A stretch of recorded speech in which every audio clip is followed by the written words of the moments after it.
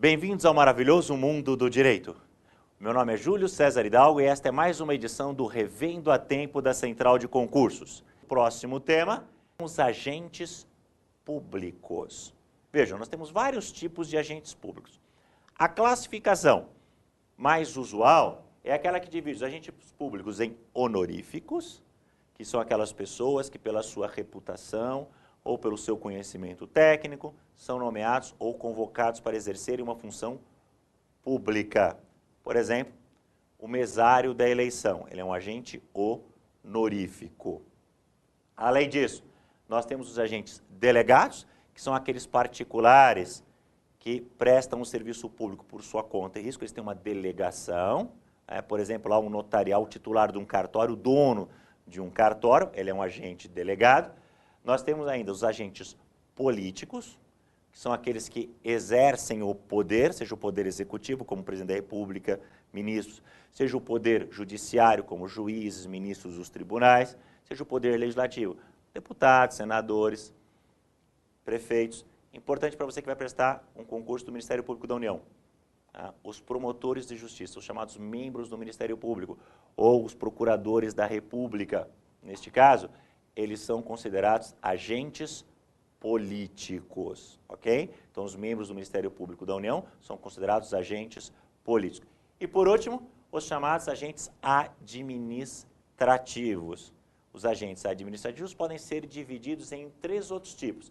Nós temos os servidores públicos, nós temos os empregados públicos e nós temos os temporários.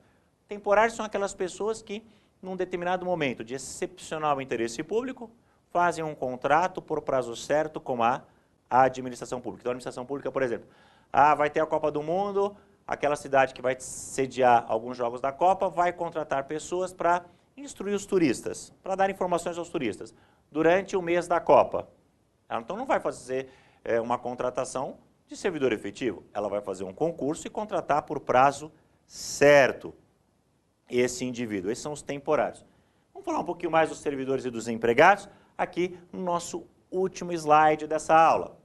Servidor público. Quem é o servidor público?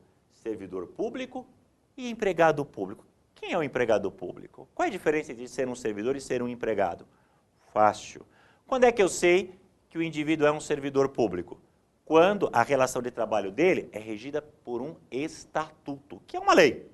Um estatuto, no caso, servidores federais, que vão prestar o concurso do Ministério Público da União, é a Lei 8.112/90. E quem é o empregado público?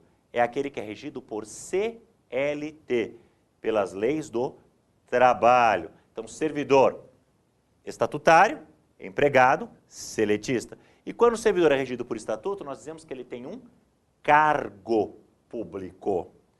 Quando o empregado, então, é regido por CLT, ele tem um emprego. Então, veja, essa é a diferença entre cargo e emprego. E temos ainda a função. O que é uma função? Função é uma atribuição. Isso é uma função, uma atribuição. Existem, para todos os cargos, as suas funções, todas as atribuições. O seu cargo, para o qual você vai prestar a prova, tem determinadas atribuições. Acontece o seguinte, nem sempre uma função, uma atribuição, pertence a um determinado cargo. Então, por exemplo, muitas vezes na administração nós precisamos de alguém para exercer a função de chefe, mas não tem nos quadros da administração um cargo de diretor, por exemplo. Não importa, um indivíduo pode ser nomeado para aquela determinada função de chefia, função de direção. Então, não existe um cargo de chefe criado por lei, preenchido por concurso. Não, existe uma função que precisa ser desempenhada e, portanto, o indivíduo vai ser nomeado para exercer uma função de chefia, uma função de direção. Esse é um exemplo de função. O importante para você é você saber que cargo é regido por estatuto, emprego é regido por CLT e a função são aquelas atribuições que não pertencem a nenhum cargo. Ok? Vejam, com isso nós encerramos mais um Revendo a Tempo de Direito Administrativo. Espero que essas dicas tenham sido valiosas e ajudem na sua prova. Muito obrigado pela sua atenção e boa sorte para você.